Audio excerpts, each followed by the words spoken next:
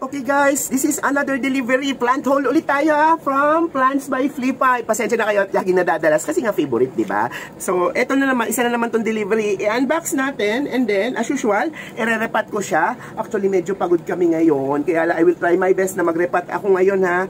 Pero kung sakasakali Manuel, at least pakita ko sa inyo kapag na-repat ko na. Ang gagandang item nito guys. Nako, grabe. Pangmalakasang item to. Charot. Kailangan kasi alam nyo, nag-retire ang lola sa mga madadahon kasi napansin ko, kailangan natin magtipid sa tubig, etc. etc. So, doon ako sa mga halaman na medyo hindi need ng so much attention and care kasi nga, ano ba ito, saan ba na, alam nyo, ito lagi ako nalilito saan ito bubuksan. So, kailangan natin ng yung medyo, although meron pa rin akong mga trees, na plants na nakalagay sa PVC pipe. Those are for bonsai, kaya lang kasi hindi ko pa ma-bonsai. So, dito muna tayo sa succulents and cacti. Alam nyo guys, may bad news ako sa inyo. Alam nyo, di ba wala akong net sa taas? My God, na-burn lahat ng succulents ko. Although alive pa sila, so ang ginawa ko medyo nilubog ko sila sa lupa para makasurvive naman. Nilubog ko sila sa toppings pero hindi naman actually doon sa lupa kasi may mga parang malalaking stone ako na pumice for the topping. Ayoko kasi nung pino, so nilubog ko sila sa lupa. So eto na siya guys, ayun na naman, usual na naman. Oh, may mga feelings na naman dyan ha. So i-repat ko to, pakita ko sa inyo isa-isa, describe natin siya, okay? Balikan ko kayo. And if you like this kind of video na pinapakita sa inyo ng lola, ang mga pinamimili niyang mga plants, please do like, share, and subscribe to your lola's channel. Hit that notification button just in case may mga bibilin pa lola at sigurado ko marami pa akong bibilin kasi gusto ko mag-crossbreed gusto ko magkaroon ng sarili kong parang pagka-hardinero kasi pagkatao, di ba? Ano ba tawag doon? Gusto ko magkaroon ng sarili kong identity na makapag-breed or makapag-crossbreed ang lolas kahit na medyo matanda na tayo. Okay? Balikan ko kayo and kung nasa ibang platform kayo, it's always your lola with an H, L-O-L-A-H Bong Lim. Okay? Balikan ko kayo. Pasensya na, daming balikan ko kayo. Ayan mga apo, o di ba? Patted na. Actually, kagabi hindi na ako nakapagpat. So, kakapat ko pa lang nito ngayon kasi sobrang pagod talaga namin kasi nagkaroon kami ng parang check up and everything kasi si ate, yan, kaya naghanap kami ng doctor na basta, and kaya sobrang napagod ang lola, tapos nagpa-laboratory kami, Diyos ko, kailangan ko talaga ng maraming halaman ngayon para yung aking health medyo bumuti-buti at pantanggal ng stress kasi under stress ako ngayon at kailangan ko ng parang stress reliever. So, describe natin siya isa-isa. So ito, this one, meron tayo itong napakalit na to ha.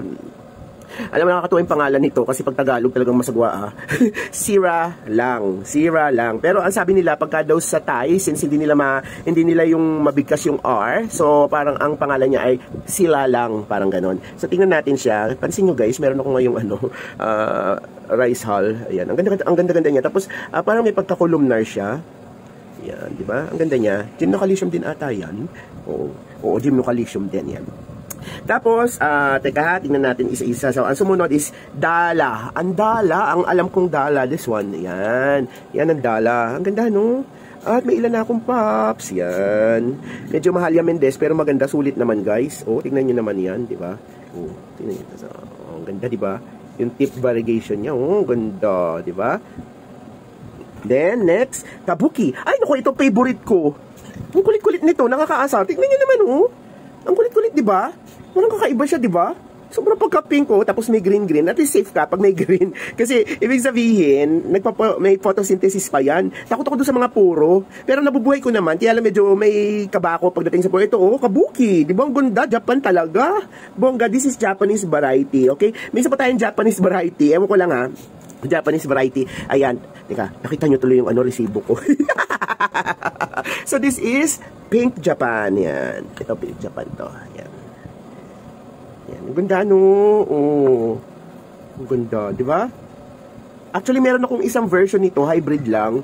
Love ko rin siya.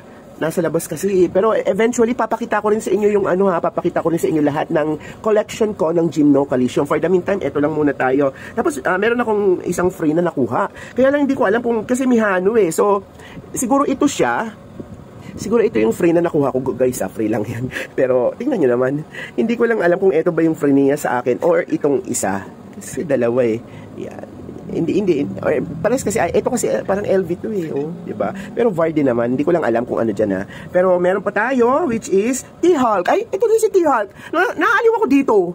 Tignan nyo, Kaya pala siya tinawag na T-Hulk, mamasel-masel.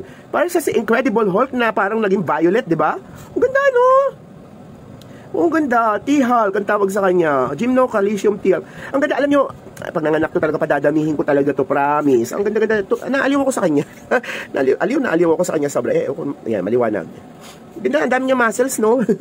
Tapos, meron akong T-line VAR na nakuha. So, eto yun eh. Ordinary siya, guys. Kaya lang, tingnan nyo naman, oh, Diyos ko naman, sino ba naman ang tatanggi? Ayan, oh. Sino ba naman tatanggi sa ganyan, di ba? Ang dilim-dilim pala, di bali isa-isain ulit natin sila mamaya. Hindi ko alam eh. Ang ganda, no? Oh, this is only a VAR na T-line, pero kinuha ko na rin. Alam mo naman, di ba? Ang ganda ng mga T-line, ano? Tapos meron tayong LV VAR na hybrid. Hindi ko nga alam kung eto ata yun, nakuha ko. Alam niyo kung bakit kinuha ko siya? Kasi pakita ko sa inyo, ha? Alam ko, ito yung LV ito yung Mihano, itong isang to yung Mihano. But anyway, kaya ko siya kinuha kasi tignan nyo, oh, hindi nyo siya yung pinaka-variegation niya, malapit na makomplete. Ayan, oh, konting kending na lang yan eh, makukomplete na yung mga gilid eh. Tapos, tignan nyo, hindi nyo, yung iba, ang iiba ng kulay na yellow is, di ba, parang confusing eh, kasi yung iba, yellow siya, na nagiging peach, or nagiging pink, or nagiging red, or nagiging orange. This one, kakaiba. Red, peach siya. Peach ba to? Teka. Oo nga, parang peach na alanganing, basta alanganin, parang lola alanganin, na nagiging yellow. Baliktad. Kaya nung makita ko siya, ay parang medyo na-inlove ako sa kanya. Go, carry na. O, diba, kakaiba siya. O, tingnan nyo. Ang ganda niya, o. Reverse, diba? Ang ganda. Tapos, last but not the least nga, meron pa ako isang Mihano. Ito, yan. Ito, yan. Diba? Ang ganda. Alam mo, may pagka, siya, parang siyang fat orange na hindi ko maintindihan na may isa siyang may isa itong kamukha na variegation. Ang ganda-ganda, oh. Diba? Full bar na halos. Ay, full bar. Ano pa tawag dito? Complete VAR. Diba? Ito na lang isang medyo nag-green pa yung pero konting ending na lang din, oh. Tingnan nyo. Ang ganda, no? Ayan, oh. Sa maliwanag. Ayan. Diba?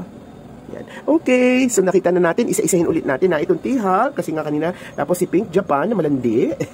Ayan. Hindi ko rin pakita sa liwanag, eh. Ayan. Tapos ang paborito ko, ang malanding kabuki.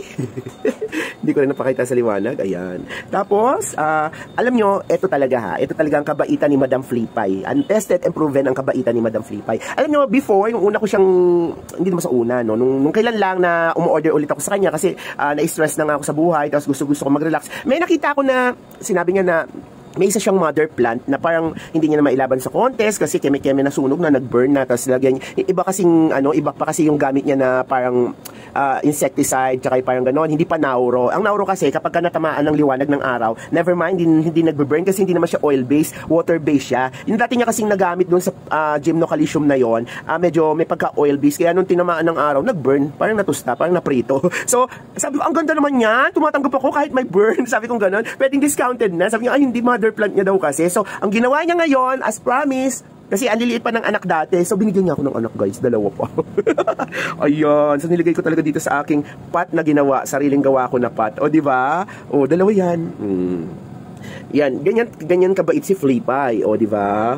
Bongga, bigay niya lang sa akin yan. Sabi niya, hopefully daw mapaugat ko. Sabi ko, ay nako, hindi ko lang mapapaugat. Sabi ko, kahit tubuan na ako ng ugat, basta mako-crossbreed ko yan. So guys, again, eto na, i-ano natin ulit sila.